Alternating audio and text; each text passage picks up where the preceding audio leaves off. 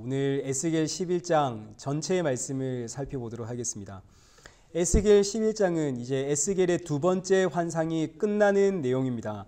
이제 첫 번째 환상은 우리 그동안 살펴보았던 것처럼 1장에서부터 7장까지 이스라엘 향해서 하나님께서 내가 반드시 심판하겠다 하는 내용이 기록되어져 있었습니다. 두 번째 환상은 에스겔 8장부터 이제 오늘 우리 보는 에스겔 11장까지, 이 8장부터 11장까지의 내용은 이스라엘 백성들이 왜 심판을 받아야 하는지에 대한 내용들이 기록되어져 있습니다. 그래서 우리 두 번째 환상이 시작될 때 우리 8장을 한번 보시죠. 8장 1절과 3절을 한번 보시면, 에스겔 8장 1절과 3절, 1절 보시면 유다의 장로들이 에스겔의 집 앞에 찾아와서 에스겔 앞에 앉아 있을 때에 여호와의 권능이 에스겔에게 임하여 에스겔을 끌고 환상 중에 예루살렘 성전으로 데려가죠. 에스겔의 몸은 지금 여기에 있지만 에스겔의 정신은 환상 중에 예루살렘 성전으로 갔습니다. 그래서 그 예루살렘 성전에 도착해서 이스라엘 백성들이 왜 심판받을 수밖에 없는지 그 이유에 대해서 에스겔이 직접 보게 되어지는데, 그래서 우리 8장에서 보니까 위로는 25명의 대제사장들이 태양신을 향해서 절하고 있고, 그 밑에는 70명의 장로들이 각종 곤충과 그 가증한 짐승들 앞에 예배하고 있고, 그 밑에는 성전에서 수종 들고 있는 여인들이 풍요와 다산을 상징하는 담무스 신을 모셔놓고 거기서 애곡하며 예배하고 있고, 성전에 뜰로 나갔더니 온 이스라엘 백성들이 모여서 질투를 일으키게 하는 짐승, 탐룡이라고 살펴보았죠. 질투를 불러 일으키는 신에게 예배하고 있더라. 그래서 이제 9장으로 넘어가게 되어지면, 9장에서는 예루살렘 성전이 이렇게 온통 우상으로 가득한데 그 누구도 이 모습 앞에 탄식하며 우는 자가 없더라 하는 것을 우리 이제 9장에서 살펴보았습니다. 10장에서는 그래서 하나님이 이 예루살렘 성전을 떠날 수밖에 없다 하는 것을 우리가 지난주에 보았죠. 오늘 이 11장은 그래서 결론입니다. 그 결론이 뭐냐? 이 결론은 놀랍게도 지금 포로로 잡혀있는 이스라엘 백성들에게 위로가 되어주는 위로의 메시지를 담고 있습니다. 지금 에스겔이 이 환상을 볼 때, 우리 아까 방금 8장에서 보았죠. 에스겔의 집에 누가 지금 찾아왔나요? 포로된 자들의 장로들, 이 이스라엘 백성의 장로들이 지금 에스겔의 집에 찾아왔습니다. 이 장로들이 에스겔의 집에 왜 찾아왔을까요? 찾아온 이유는 에스겔을 통해서 듣고 싶은 이야기가 있는 겁니다. 하나님의 말씀을 듣고 싶은 거죠. 첫째, 과연 하나님은 살아계시는가? 하나님이 정말로 살아계시다면 하나님의 자녀된 우리가, 하나님의 백성된 우리가 왜 이렇게 망해서 이방 사람들의 놀림거리가 된단 말인가? 조롱거리가 된단 말인가? 과연 하나님 살아계시는 거 맞습니까? 이거 물으러 왔겠죠. 둘째는, 정말 하나님이 살아계시다면 대체 하나님의 뜻이 뭡니까? 하나님의 백성들이 지금 이렇게 이방인들의 놀림거리, 조롱거리가 되고 있는데 이게 대체 하나님의 무슨 유익이 된단 말입니까? 지금 이 백성들의 장로들은 여기에 대한 답을 너무너무 궁금해서, 하나님의 그 하시는 일에 너무 답답해서 에스겔에게 찾아왔는데, 지금 그 순간 에스겔은 그들 앞에 있지만 영은 예루살렘 성전에 가서 왜 예루살렘이 망할 수밖에 없었는지, 그 온통 우상으로 가득한 그 모습들을 다 보고 왔죠. 이제 와서 지금 모여있는 장로들에게 그 답을 전달해 주는데, 이제 그 답, 어떤 답을 전달해 주는지에 대한 내용이 이제 오늘 본문 11장의 내용입니다. 그럼 이제 11장을 통해서 에스겔이 어떤 이야기를 장로들에게 전달하는지 우리 그거 살펴보면 됩니다. 우리 11장 한번 보시죠. 1절입니다.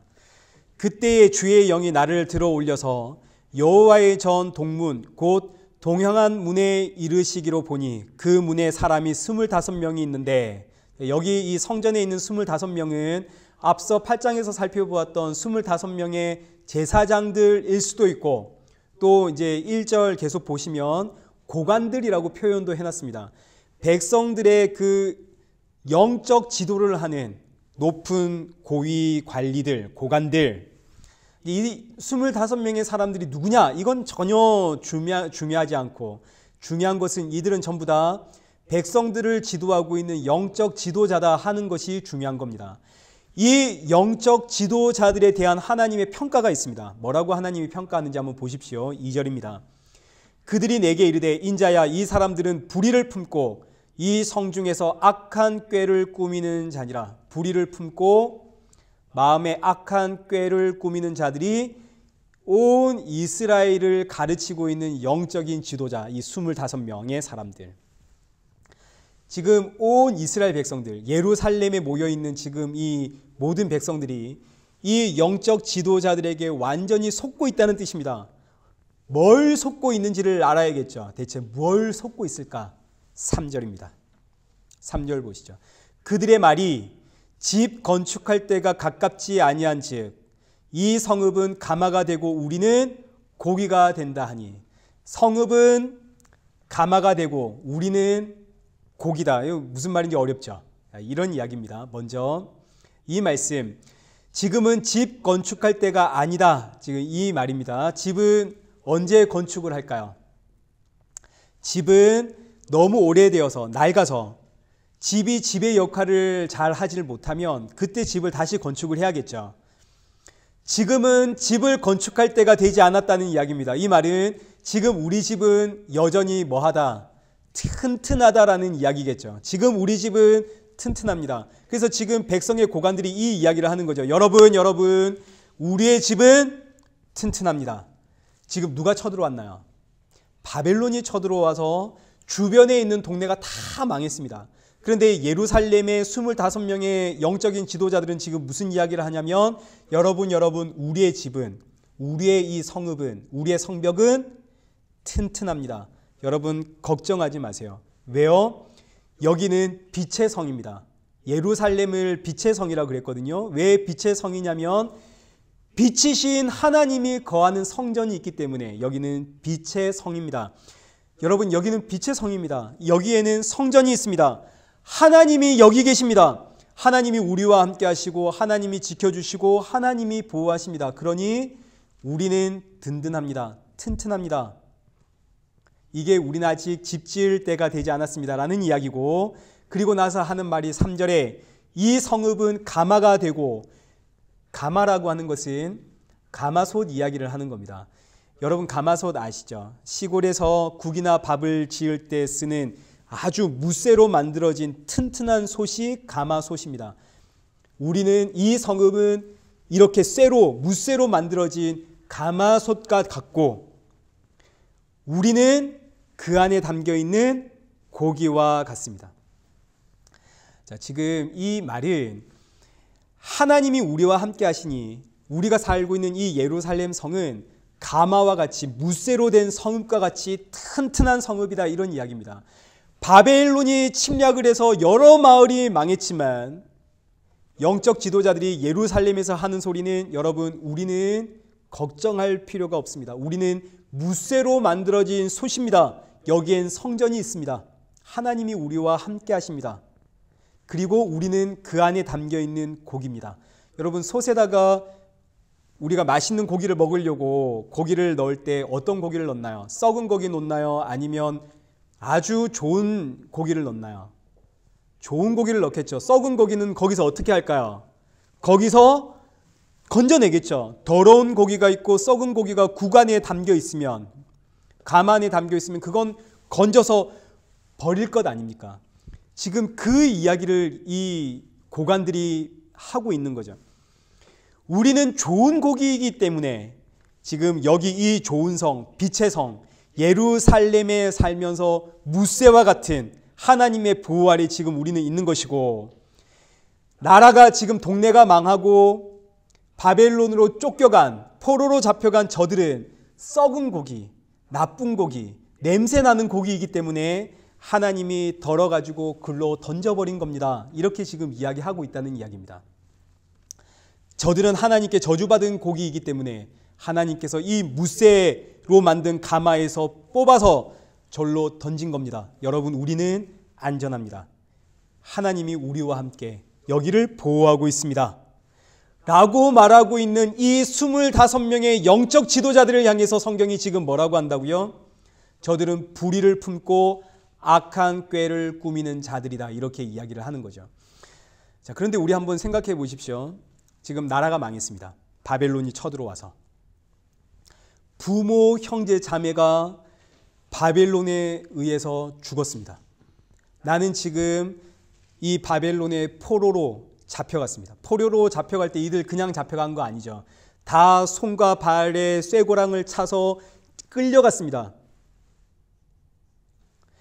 이렇게 끌려간 사람들이 복받은 사람, 구원받은 사람일까요? 아니면 나라는 지금 비록 망했지만 아무도 다치지 않았습니다. 내 주변의 형제들, 자매들, 부모님들 모두 건강하고 재산에도 아무런 손해가 없고 지금 우리는 괜찮습니다. 저들은 망해서 갔는데 우리는 아무도 다치지 않았습니다. 그럼 누가 복받은 사람이고 누가 구원받은 사람인가요? 누가 봐도 후자 아닙니까? 복받았으니까 이 난리 속에도 내 부모 형제는 건강하고 내 재산에는 손해가 없고 복받았으니까 그런 거 아닌가요? 이걸 이제 오늘 교회로 가지고 들어오면 교회 안에는 세상에서 성공한 사람들도 있고 그리고 세상에서 실패한 사람들도 있습니다. 그럼 누가 복받은 사람들인가요? 이때 하나님께 복받았기 때문에 저렇게 성공했다고, 하나님께 복을 받았기 때문에 이 난리통에 우리는 이렇게 이 자리를 지키고 있다고 라고 가르친다면 그들은 불의를 품고 악한 꾀를 꾸미는 자들입니다. 성경이 지금 이렇게 이야기하고 있는 거죠. 지금 예루살렘의 지도자들이 이러고 있습니다. 그래서 우리 예레미야 6장 13절을 한번 보실까요? 예레미야는 에스겔 앞에 있습니다. 에스겔에서 앞으로 가시면 예레미야가 나옵니다. 예레미야 7장 1062페이지를 펼치시면 됩니다. 예레미야 6장 13절.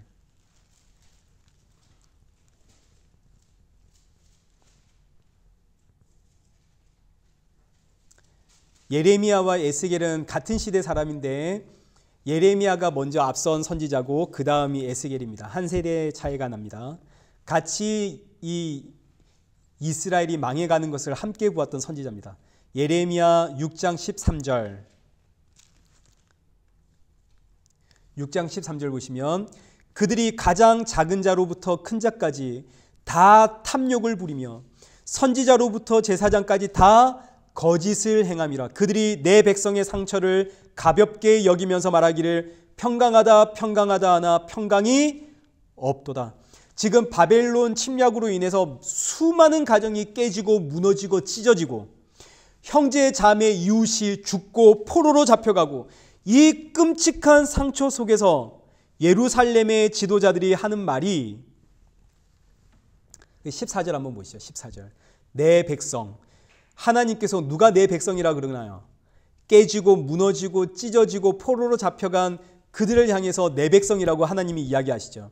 내 백성의 상처를 가볍게 여기면서 저들은 하나님의 저주를 받았기 때문에 저렇게 찢어지고 무너지고 잡혀가고 그건 당연한 것이고 오늘 우리는 하나님이 함께 하시기 때문에 이렇게 안전하다라고 가장 작은 자부터 큰 자에 이르기까지 선지자부터 제사장에 이르기까지 다 이런 거짓말을 말하면서 우리는 평강하다 하지만 거기에 평강이 없다. 거기에 속지 마라. 지금 이 이야기 하는 거 아닙니까? 오늘날 교회가 저 어디서 지진이 나고 태풍이 불어서 수많은 사람들이 죽고 다치면 세상에 교회가 제일 먼저 하는 일이 뭐냐면 그곳이 얼마나 음란하고 악한 곳인가를 먼저 찾아냅니다. 어디서 지진이 나서 수많은 사람들이 죽었다 그러면 교회가 그 지역이 얼마나 음란한가부터 먼저 찾는다고요. 조사를. 그러고 나서 하는 이야기가 저렇게 음란했기 때문에 그곳이 저렇게 타락한 곳이기 때문에 마약과 동성애가 그렇게 성행하기 때문에 하나님이 저기를 심판했다고 그렇게 이야기합니다. 그리고 우리는 이렇게 하나님께서 복 주셔서 우리는 이렇게 잘 살아가고 있다, 이렇게 이야기하고 있는데 이건 전부 다 거짓말입니다. 이건 전부 다 모여있는 사람들을 속이는 악한 짓입니다. 하나님은 오히려 뭐라고 하시냐면, 이제 오늘 본문 11절을 다시 한번 보시죠. 오늘 본문 11절 보시면, 이 성읍은 너희의 가마가 되지 아니하고 너희는 그 가운데에 고기가 되지 아니할지라. 이 성읍은, 지금 이스라엘 백성들은 예루살렘의 이 성읍은 우리를 보호하는 무쇠 가마다 이렇게 이야기하고 있는데, 우리는 그 안에 담겨있는 좋은 고기다 이렇게 이야기하고 있는데, 하나님은 뭐라고 이야기하시냐면, 이 성은 너희의 가마도 아니고 너희는 그 안에 담겨있는 고기도 아니다. 달리 표현하면 나는 너희들을 지킬 마음도 없고 너희는 내 백성도 아니다, 이렇게 이야기를 하는 겁니다. 지금 예루살렘 백성들은 우리야말로 하나님의 복을 받아서, 이 난리통 속에서 복을 받아서 이렇게 안전하다 이렇게 이야기하고 있는데, 하나님은 뭐라고 하냐면 너희는 내 백성이 아니기 때문에 내가 그냥 둔 것이다 이렇게 이야기를 하는 겁니다.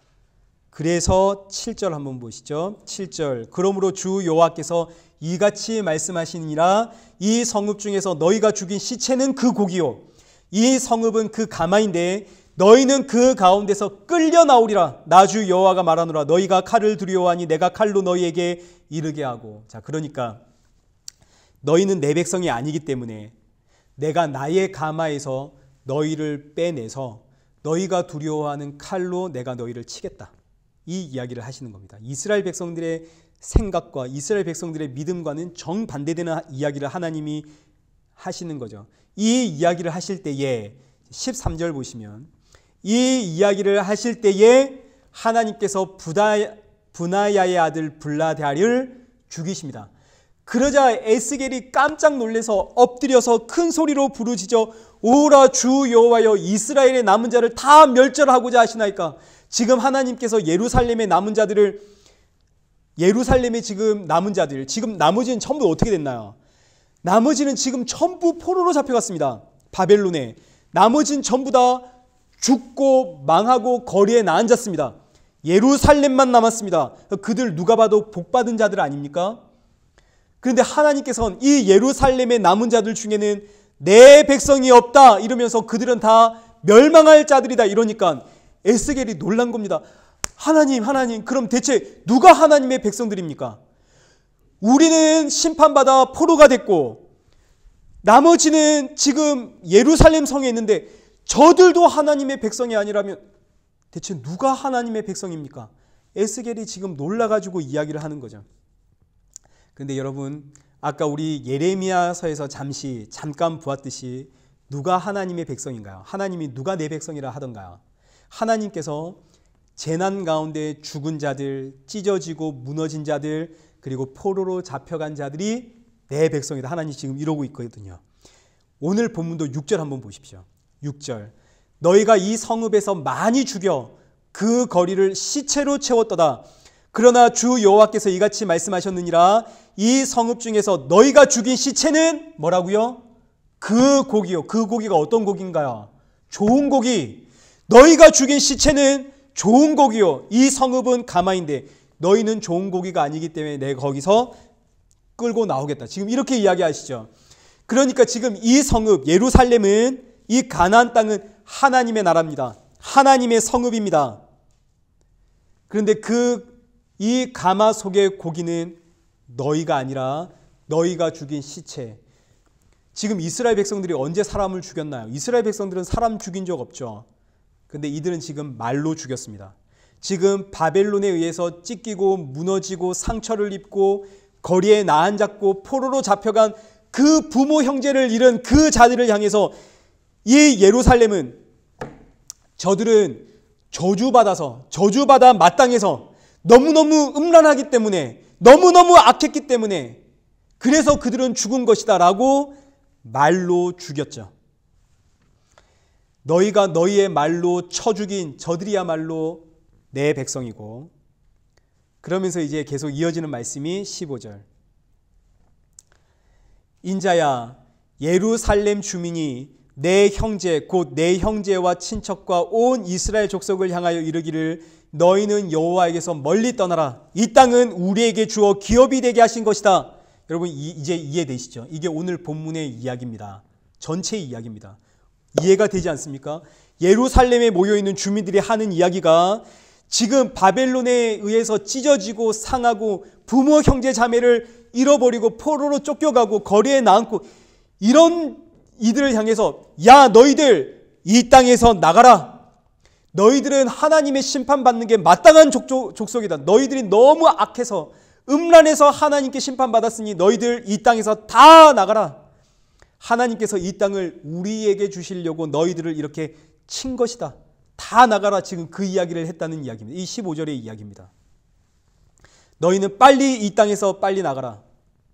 예루살렘 주민들이 지금 이러고 있다는 거죠. 그러나 우리 앞서 다 살펴보았습니다. 예루살렘 주민은 어떤 사람들인가요?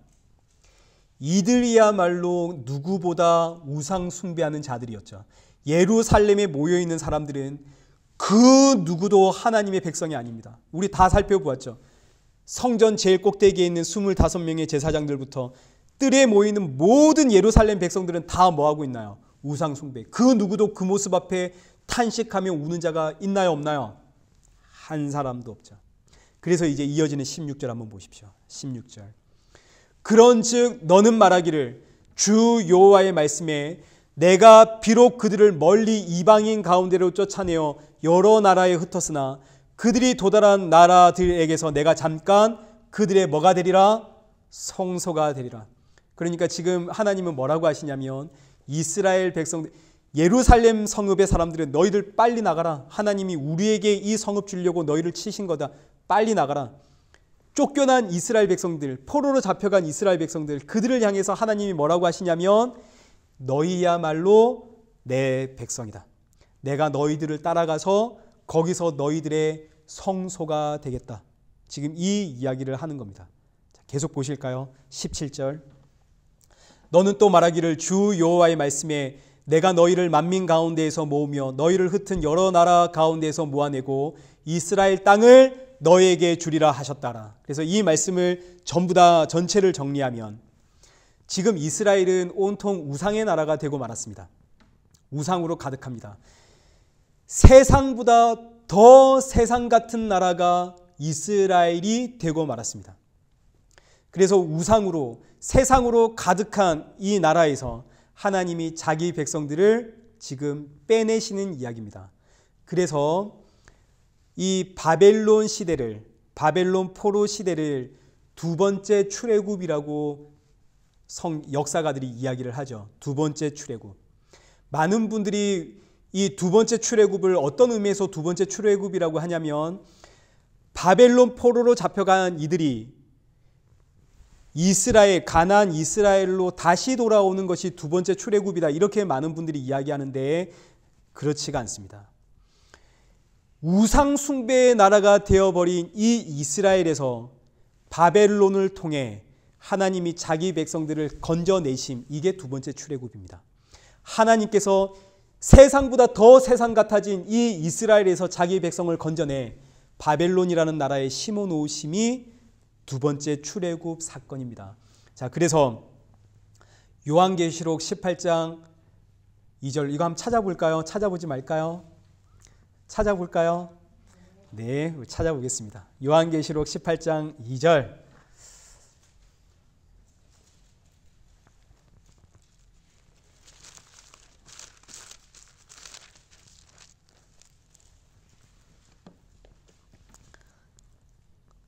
요한계시록은 성경 맨 끝에 있습니다. 요한계시록 18장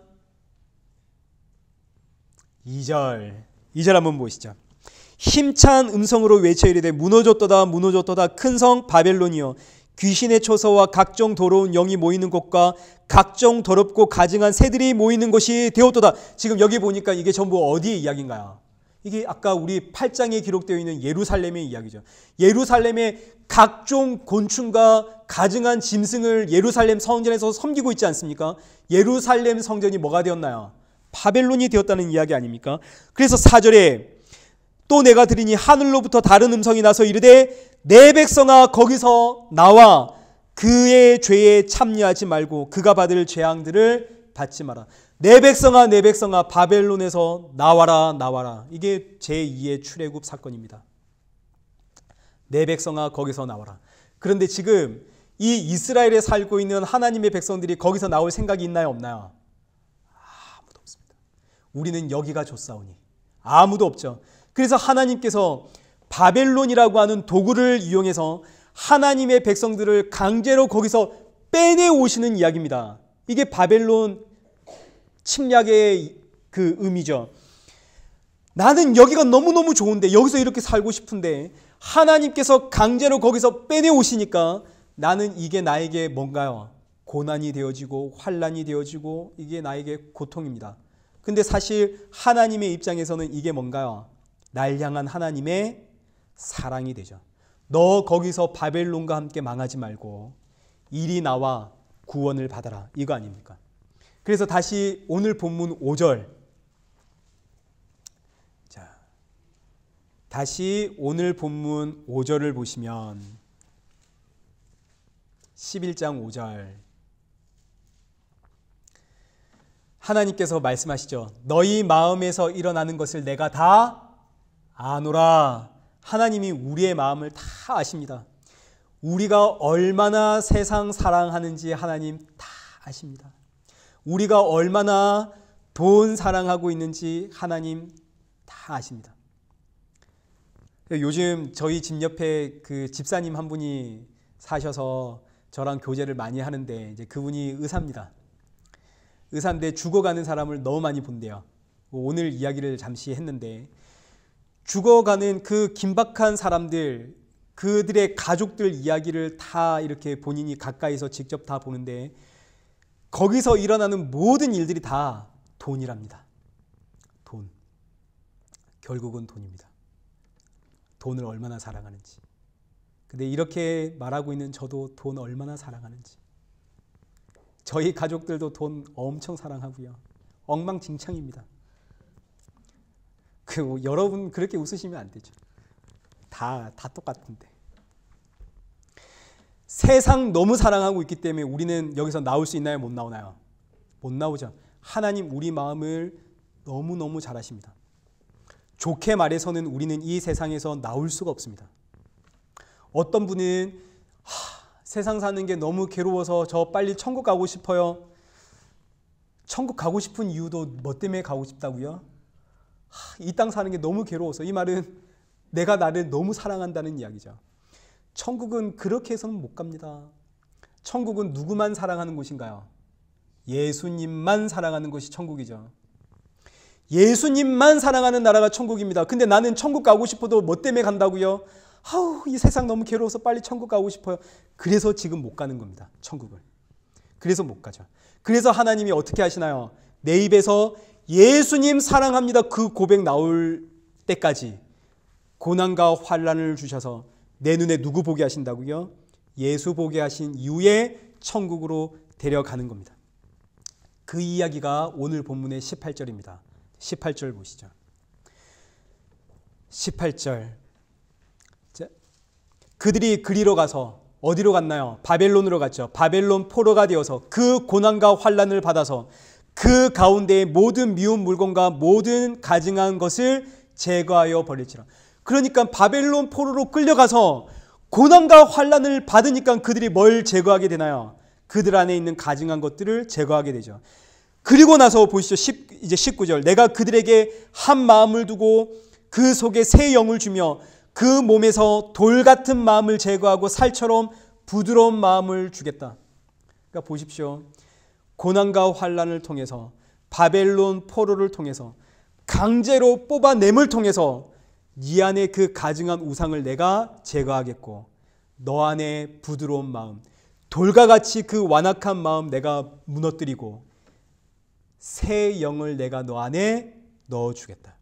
그래서 성도의 고난은 새 영, 다른 말로 성령, 예수의 영, 예수님의 십자가, 고난을 통해서 하나님이 내가 바꿔 넣어주겠다. 이 이야기를 하시는 겁니다.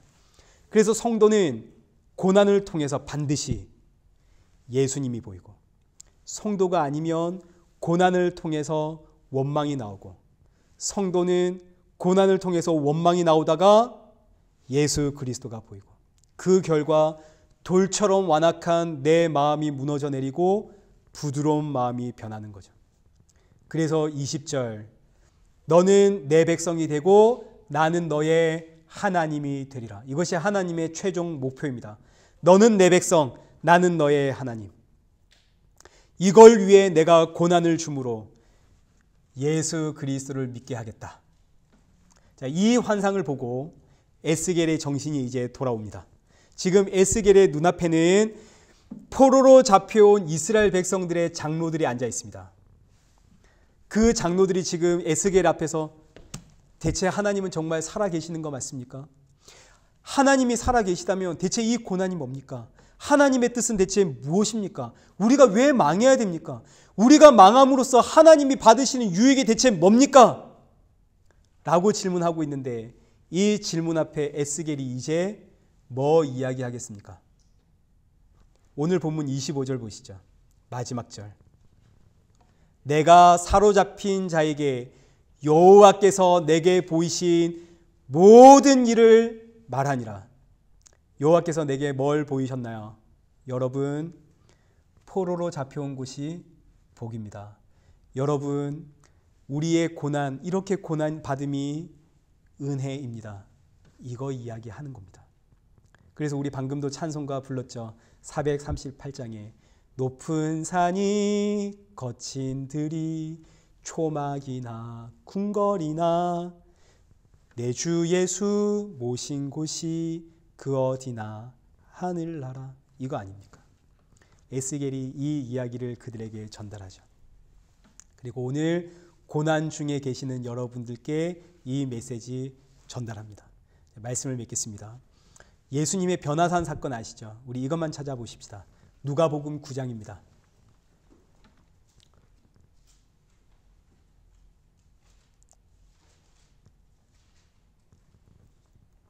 누가복음 9장 29절. 마태, 마가, 누가복음이죠.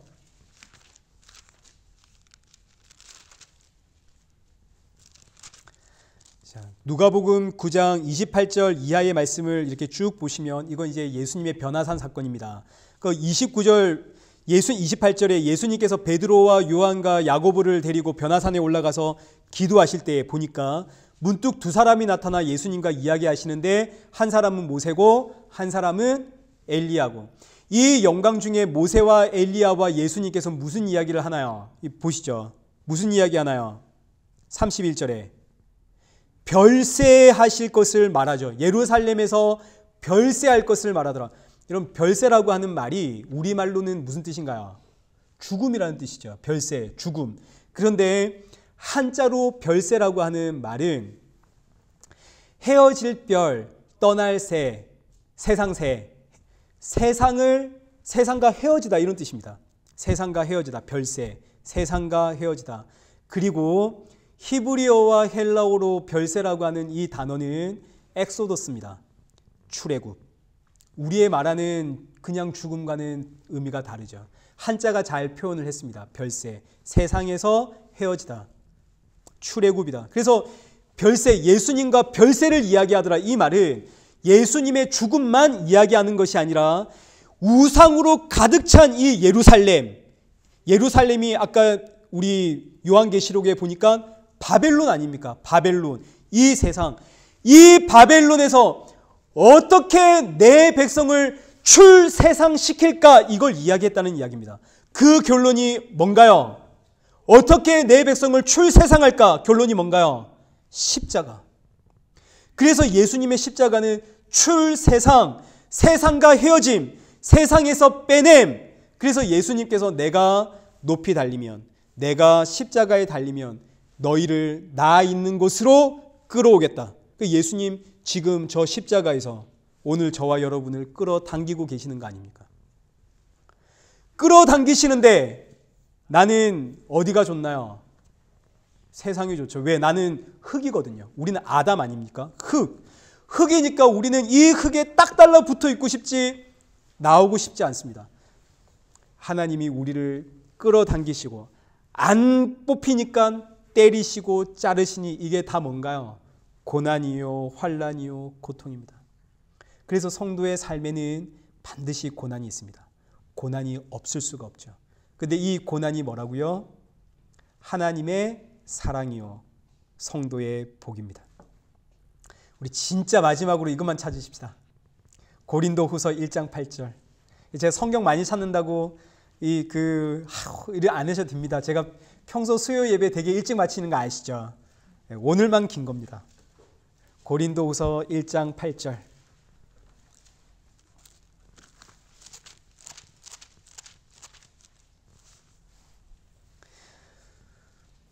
밑줄 짝짝 그어 놓으셔야 됩니다. 고린도후서 1장 8절.